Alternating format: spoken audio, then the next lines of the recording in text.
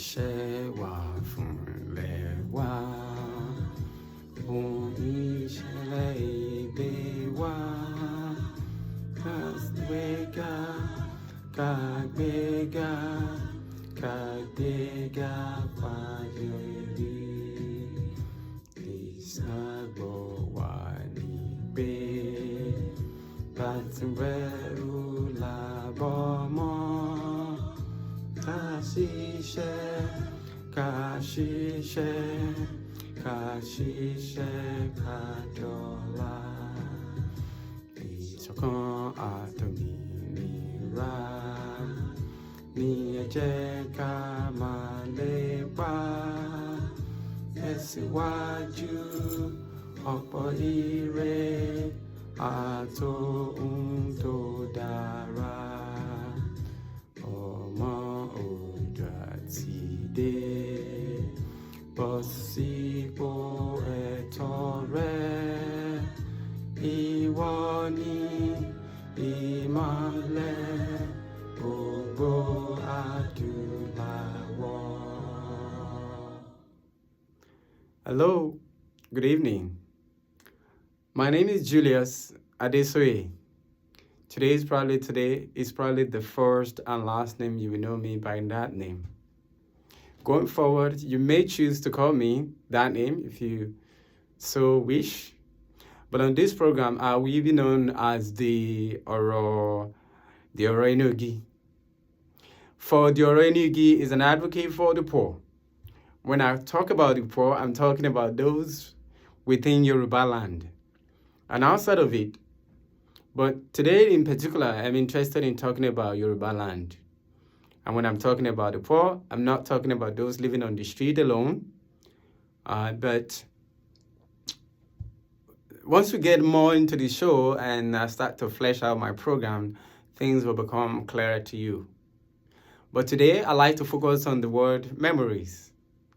Memories as it relates to the overarching theme, the theme that we've been talking about for a number of years now, as it regards to Yoruba land. Some people like to call it Yoruba Runu, while others have different names for it. But the point is we have different organizations running different agenda, different initiatives, all for the benefit of those humans living on our land, on Oduduwa land, in Yoruba land, whether that is within Nigerian space or outside of Nigeria. The point is, a people known as Yoruba people or Oduduwa in Yoruba land are the ones that these videos, this series of videos I'll be doing, particularly this one, will be really concerning about. And today's issue that I like to start with, today is my first time. I shouldn't actually apologize. This is my first time starting this program. And so I'm not really sure where to begin, to be quite honest. But there's something that is on my mind that has been plaguing my mind for a while regarding Yoruba Runu. And I started to think, what does Yoruba means to something that or someone that I care about? It's simply known as the little OLUAIYE. You see, for the little OLUAIYE needs to understand what Yoruba Runu means. And what does that mean to myself from that perspective? And that is what I would like to focus on today and talk about Yoruba Runu. What does it mean to the little OLUAIYE? And I talk about memories. Memories in particular, for example, we can have different things we remember when we're young. I call them memories that delight. You remember those ones because they're delightful. They're things that have emotional attachment to them. Perhaps the first time you get a toy. Perhaps the first time you have your birthday party celebrated that you remember. These are memories. But also think about memory where you are playing on the playing ground somewhere in Yanakbaja, or somewhere in Ekiti State, somewhere in Oshogbo, or it doesn't matter. Pick anywhere in Yoruba land when you are young. Say you are at the age of 6 years old. We usually play with Coca-Cola caps. We have different games in which we use Coca-Cola caps to play.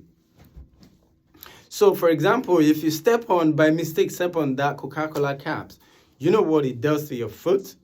You get this excruciating pain because it's not fun to step your foot on a Coca-Cola cap. It hurts. So in that case, all the neurons that connect your memories to that particular pain will often dissipate over time because it's not a good experience. It's not a good memory to revisit. And so sometimes when I talk about the memories that delight, it's from that understanding for me because the neurons that still connect, the lines that connect me to that memories that is so delightful are still active. I may have a friend with whom I shared that moment, and maybe that friend is still my good friend right now, and we get a chance to talk every time. We'll go back to that delightful experience and talk about how much of a great time we had at those times. And those are part of memory that are delightful to remember. For me, I keep reminding myself of such memories. But in cases when those memories are not quite delightful, what do? But we still remember them. In that case, what do? Do we wish them away and say, this thing never happened? The fact is, we do remember those experiences right or wrong. And how those experiences affected us, affected our life back then and now, or somewhere in the future, maybe. And for some others, they're able to move on pretty quickly. They don't even remember what happened because the experience is just not that important to them. And if it's a collective experience in that way, depending on where you fall into on the spectrum, you may or you may not remember the experiences. So, again, this is for the little OLUAIYE. Because little OLUAIYE, you may not have been around when I'm going to be talking about this experience, so I would like to give you a chance to find out what happened during those times.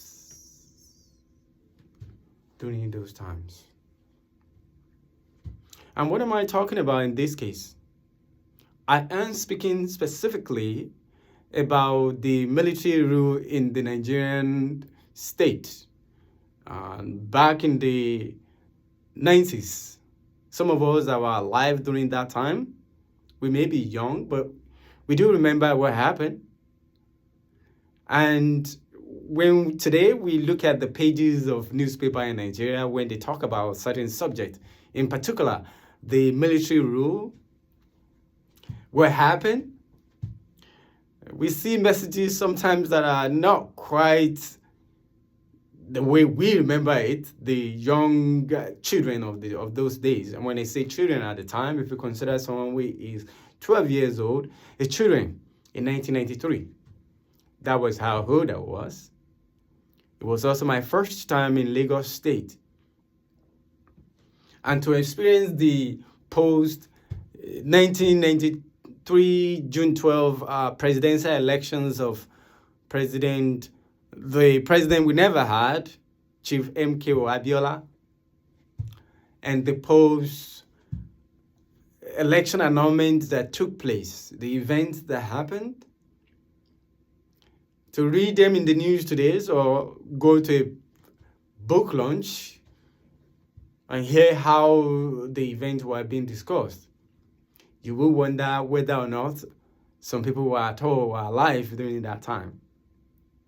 And so I like to teach this to the little OLUAIYE to understand what we experienced during that time.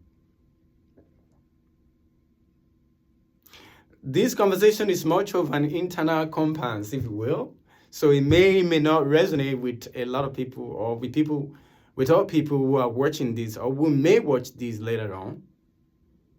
But it is important to talk about these issues as we continue to unravel our current predicament in Nigeria as Yoruba people, as it relates to security of our people, places, and things, as it relates to our forest, as it relates to the resources that our ancestors have left behind for us to be custodians of in their different diversities. But it's the OLUAIYE. And so, in this case, I'd like to share much of the story, I would say. It's like I would tell you in a story form, the version that can be consumable here. There's nothing really bad, much, but there are events that happen that when we look at today's headlines, there's a little distortion that tend to take place. So from an individual's perspective, I will share my own experience as it relates to the event that is being discussed of late. For me, it was the year 2002. I was just a student at the University of Lagos, and I didn't finish that. But I did finish at the same time I was at the Yoruba College of Technology. I was a student there. And during this time, that I was not aware of what happened in the 90s. I witnessed it, the riot in Lagos, on the Third Mainland Bridge, the newspaper, the chaos, the constant name of the man called Chief Ganifawa-Emi Omo Iya Alarubo, who often speak constantly against the government of the day to say the rule of law is not being upheld in certain situations. He was the no-nonsense constitutional lawyer who often challenged the government on the day on certain policies that are not favorable. In particular, the government itself is always often challenged the military rulers at the time to say your government is an illegitimate government. It was not a government of the people. It was a government of corruption, of manipulation, of force, of all kinds of languages he often had to describe the government of the day. To Chief Ganifawa-Emi, may your soul rest in peace. From Omo Iya Alarubo to another.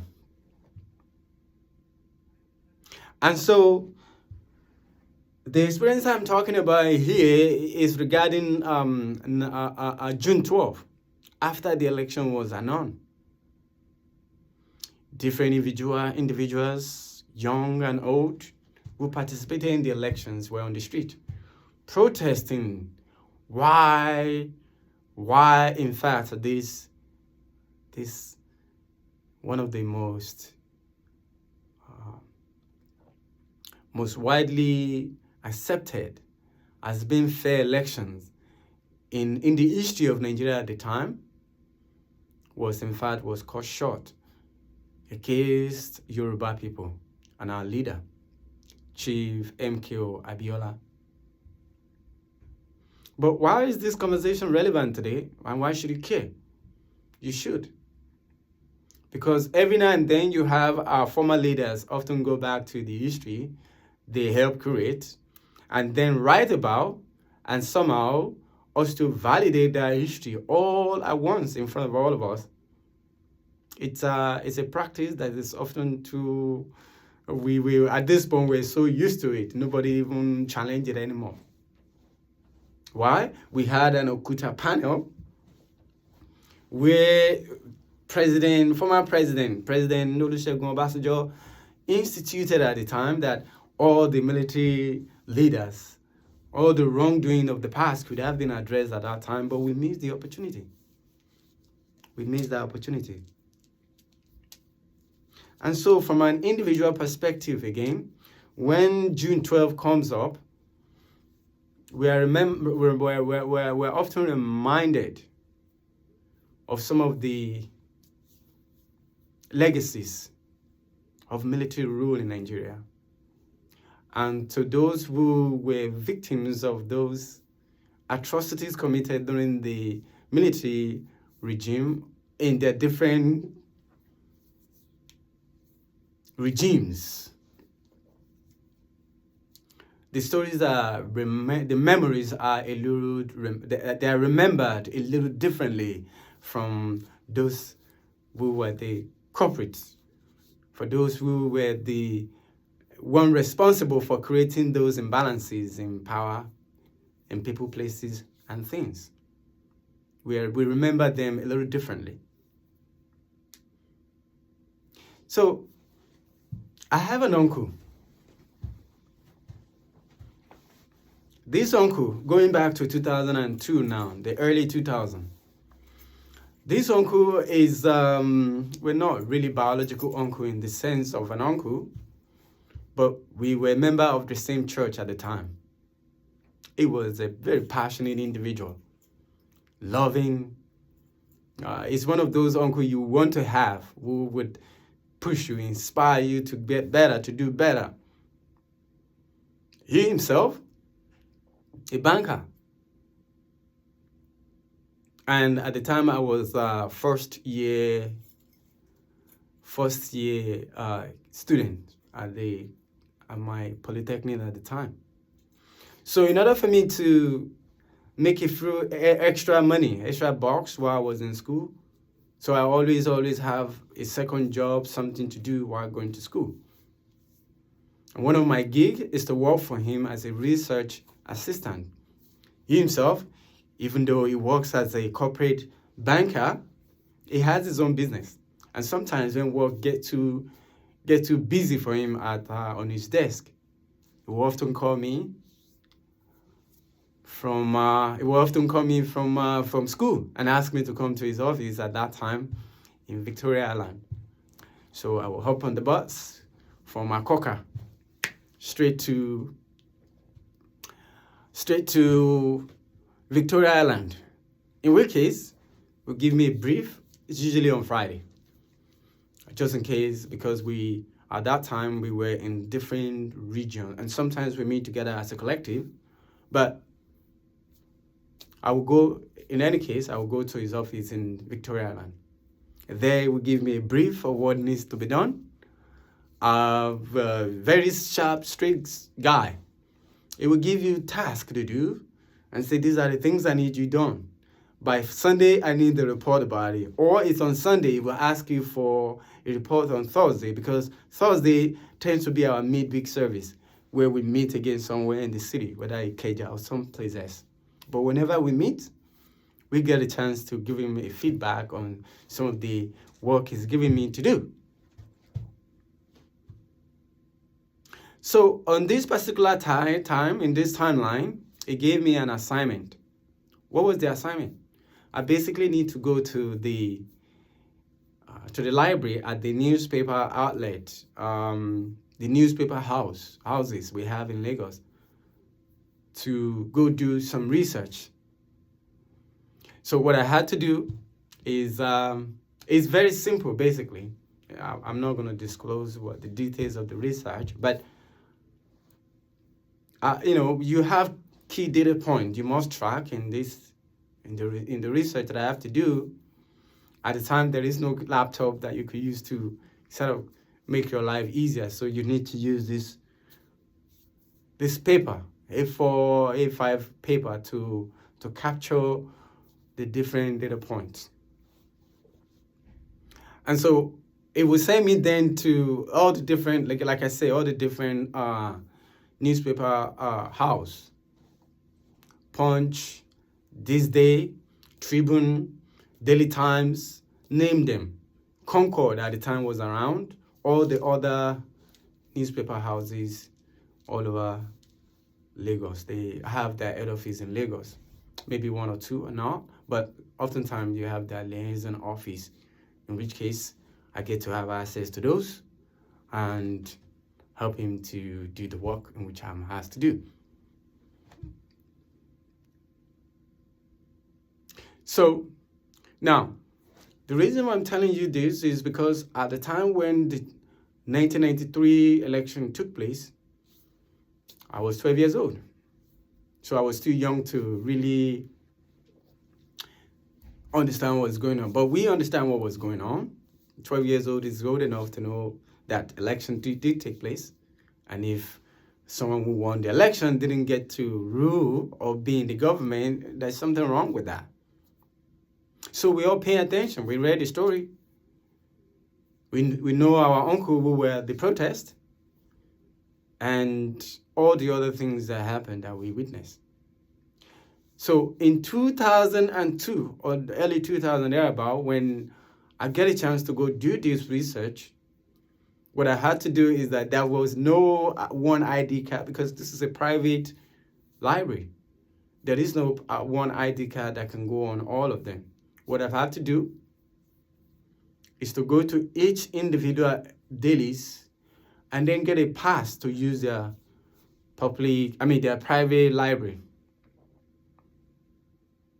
To do that, I have to go to the news editor every time I go in because you are not allowed to go into the private library of those media houses without having a reason to be there, an authorization to use it. And so what I was looking at, this research I was doing was starting from 1960 to that late to early 2000 itself. And so we're talking about flipping pages, and at that time, we're talking about daily newspaper. Some of them are weekly, but most of them are daily newspaper. So I'm looking at something from 1960 to early 2000. The books are all these big, like encyclopedia, all stapled together. Every publication attached together since the inception or whenever that research needed to take place. So you can imagine, I would flip pages and pages of newspaper to get at the data points that I had to note down. And now I do have a language, I guess, to express what that means, because at the time I didn't really know what that was. It was simply called pattern recognition. When you do something over and over again to try to look for certain variables in a system or in a particular object that you are observing, as time goes on, you do it over and over again, you sort of begin to recognize patterns in what you're doing. And for me, the actual jobs that I was said to do became more regimental, because now I can predict that page. We already know what the size is and all the data set I was looking at. I was fine with it. I was comfortable doing that week in, week out. Except that when I do that, something else was going on. What was going on is that every time I flip these pages of newspaper, there's always an headline that grabs my attention. And these headlines are not just headlines that are, they're headlines that are critical. Like June 12th type of headline, something big. At least to my collection at that time, I was 20 years old. Now I'm in my early 20s. So now, the way the event that happened when I was 12 years old is quite different now from what it is. My understanding level of what happened that time now has increased. So the lens with which I saw this issue going on when I was 12 years old now has taken a different life of its own. So when I flip those pages of newspaper and I see the event as recorded in this newspaper, I'm like, wait a second. The assassination, the imprisonment, the money they get from foreign investment, things like that. Issues that are big issues. I started to notice the pattern. The same set of people the same sort of issues year over year. Again, pattern recognitions, even to the headlines. They were telling me some kind of a different sort of understanding and stories. Some stories are so interesting, they're so big that once you read it and it becomes 2 months, 3 months, 4 months, the size of the story gets smaller and smaller. The issues no longer take an issue that are ongoing problem, but they no longer take the big page on the front line anymore. And some story that I find interesting, that I want to know, how did they end? If it's an economist story that meant to uplift the marginalized community, the poor, people who live in the village, the urban poor, and the rural illiterates, issues that I care about. When I see those news and I realize that, wait, there is USAID, oh, there's donation, oh, government plan to do these things, and they say it's going to be 30-year project, 20-year project, 10-year project. In my naive mindset at the time, sometimes I would pick the whole book out of excitement and run to the news editor's office and say, Oga, Egbon, these news, they say in 20 years, this is what they're going to do. And I'll go to the news editor and say, Egbon, so what happened? You were the correspondent you reported this. I saw a picture, they cut the ribbon. You were behind the ribbon when they cut the ribbon. What happened to that project? And the man, depending on their seniority level or what he's allowed to say, will ask me to close the door first and tell me that, why are you really here? I said, no, I'm asked to do this research thing. That they say, why are you not focusing on that? I'm like, but this story this is the story. You were a correspondent during this time. We say, there is a new government after that, so they cancel the program. What? Oh. Some reply might sound like this, like, oh, the management of the newspaper, they got a call from somebody at the top. They killed the story. This is serious. It might even be environmental related, where there's something that is affecting the environment, like oil spillage, something like that you can't just ignore because it's affecting local communities, things that is affecting people.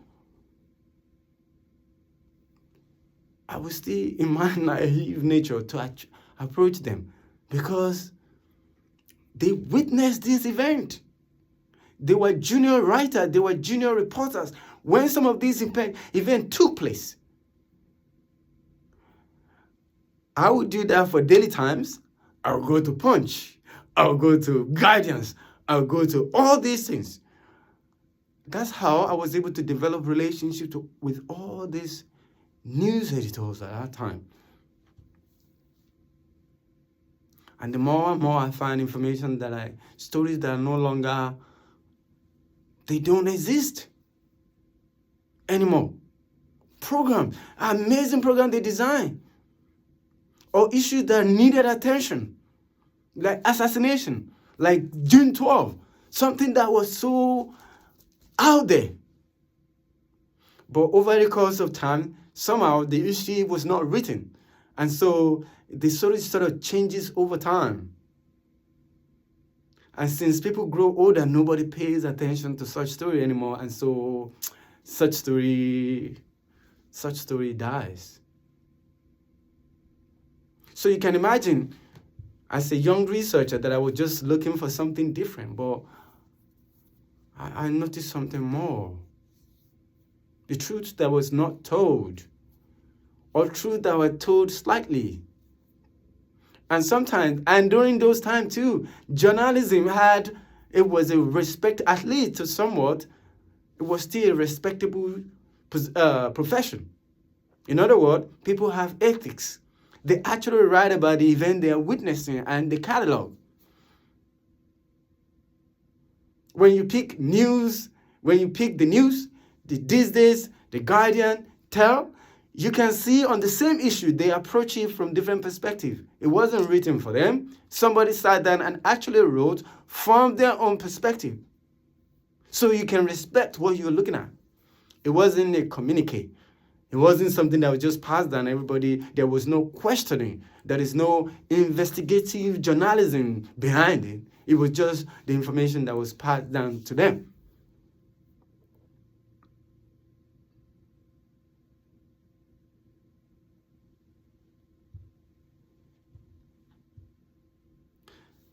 It's so valuable for us to report the right thing in Nigeria.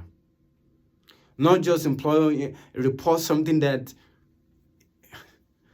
Information is the currency of democracy. If we don't have accurate information for the people to consume, we are setting ourselves up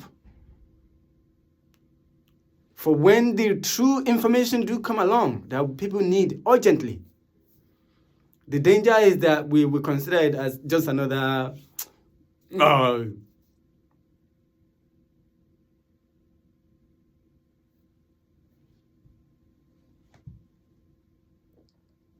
Of all the stories that I was talking about, by the way, there was one that was right that I pay attention to.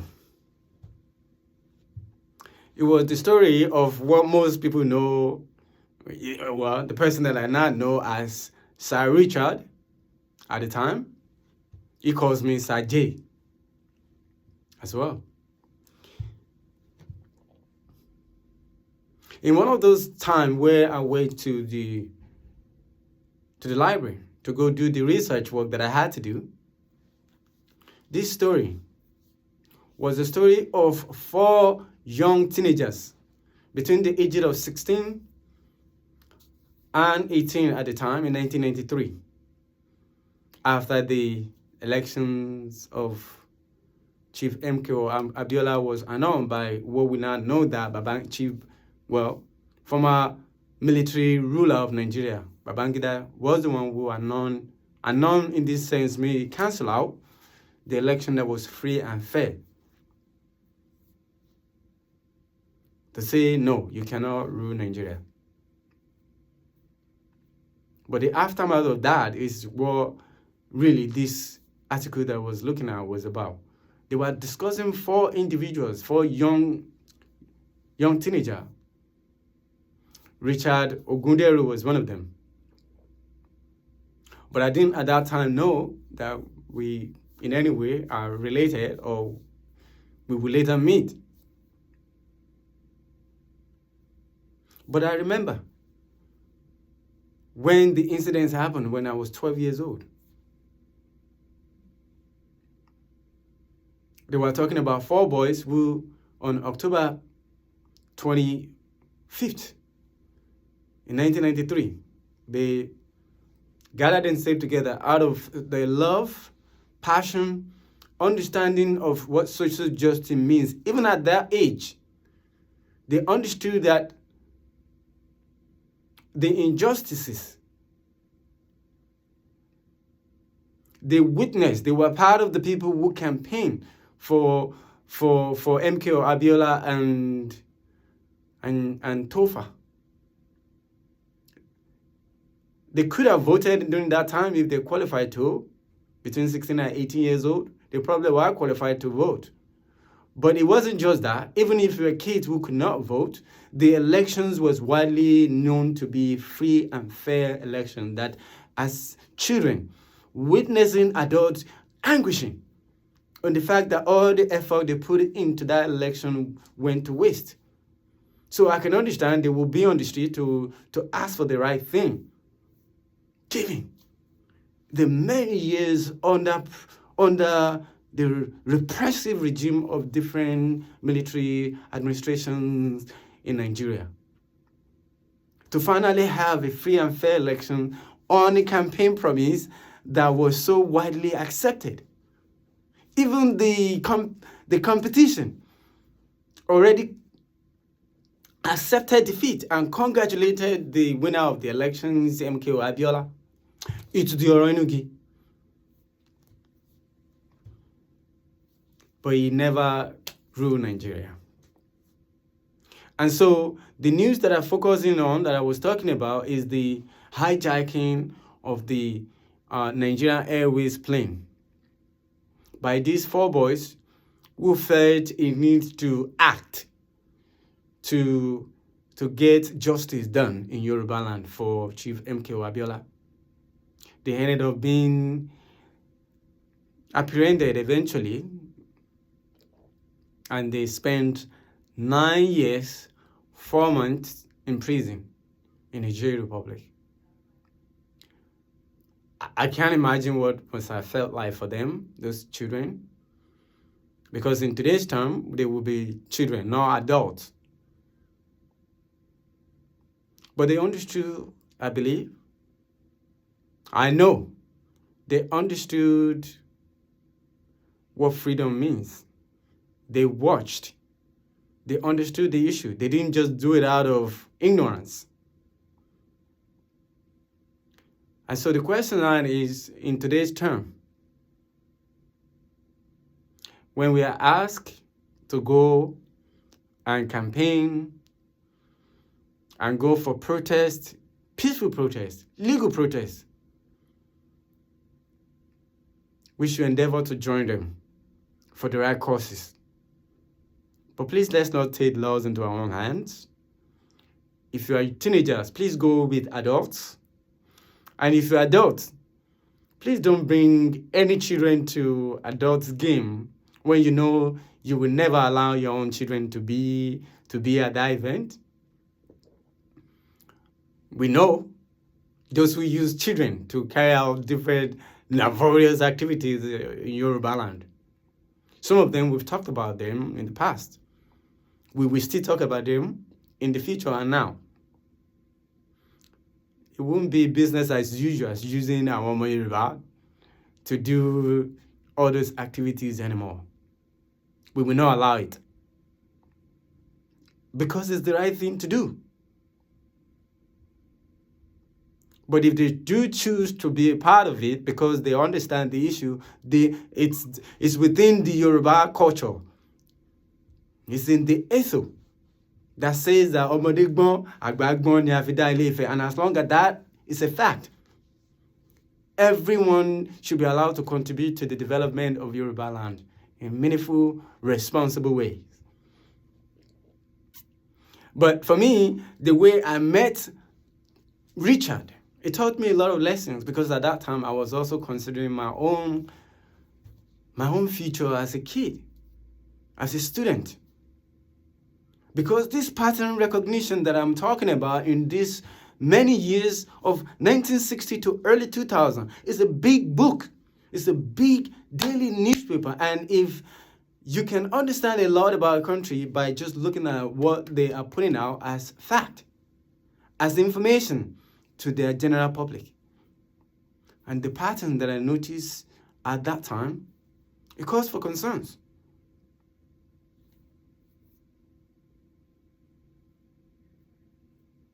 Since that time, I never forget how I felt about some of the stories that I read and the feedback I get from those news editors. It tells the different stories, not the ones that is written on those newspapers at all, but a much darker ones that they've now, looking back again, going back to the same pattern recognition. Fast forward to today, I see some variation of them where truths are being told in a very halfway, where outright lies is what we read in the newspaper, not based on reality. Where people have been killed in those states are more than 20, but 20 are reported, are being reported. And when you look at the newspaper, with one newspaper, the details in that newspaper is not any different from the next one. So when you pick one, you literally have picked the rest of them. So there is no point of differentiation from that perspective. Back in the day, at least I was able to read one news item, but you get different perspective from different news houses.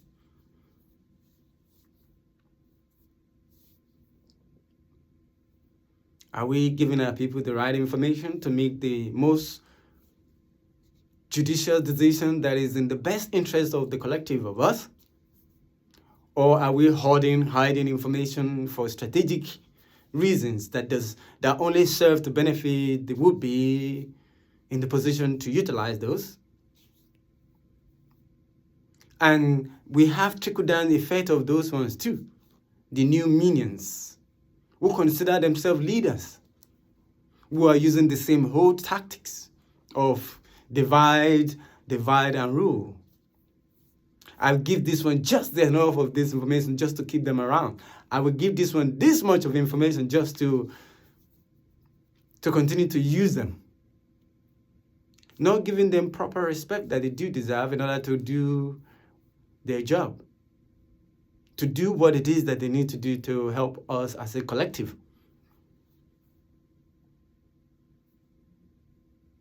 It won't be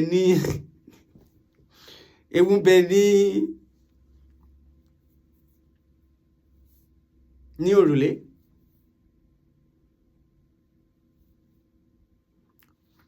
It will take our ọmọlúwàbí to step up and do the right thing. It will take our ọmọlúwàbí to step up and do the right thing and call a spade a spade, and cause news item that we're seeing that is being presented to us in a certain way that we know is not true. To have the courage to question something that does not make sense. Our leaders they have our best interests at heart. We have to go with that understanding. We have to go with that approach. But to not ask them to say, tell us the truth. It will be to deceive ourselves all over again. And there are many instances that I've noticed in the last few weeks, months, of some elders, highly respected professionals, some of whom we look up to here, saying things that are not at all true, or that makes it's just not right. For example,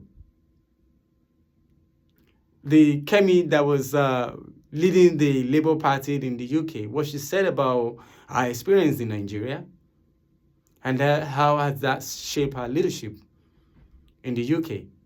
Should we deny her of that reality because she didn't say it in ways that is appealing to the PR Nigeria or Nigerian PR? There is no legitimacy in trying to sell something that is a product that is unsellable. And popular relations, what do? They just label things. It doesn't make that thing right, they just label it. If an iPhone looks pretty and it does the job, they call it functional. They may even call it elegance based on the color, but the operation might be just basic. But they will call it elegance. Does elegance reflect the function of that phone? No, but the public relation will make you believe that the phone is elegant. Is our story in Nigerian elegant? Does the June 12 annulment worthy of a story to have on a newspaper that you can gather people around to talk about and call it history? The memories that some of us have of the 90s is not what we've seen them being painted around the country. And it is our responsibility, those of us who actually witnessed this event, to talk about them in great details and how it affected us. It affected us as children. Whether you are growing up in as an urban poor in a city like Lagos, Ibadan, Abeokuta, and the rest of them in the country, or you are a rural illiterate. Rural illiteracy, that one is very familiar to me. because I come from a semi-metropolitan, and what you might call suburban. I didn't grow up in a city like Lagos where we have all the amenities for us. When you grow up in Ilu, there's limited access to schools. If you're lucky enough, you have a math teacher, or you have physics teacher, or you have chemistry teacher all at once. You are in one of the luckiest schools. So we will come back to these 90s and flesh them out in greater detail, so that some of us who still have the memories of the events that transpired during the 90s don't forget quickly. And we don't normalize information that is going around now to ourselves. It's a form of gaslighting for us to see an information that we were witness to being told to us in a different light. It is the OLUAIYE. Moki bubule. We share la borobo ibosise. Until next time, have a great day. Bye.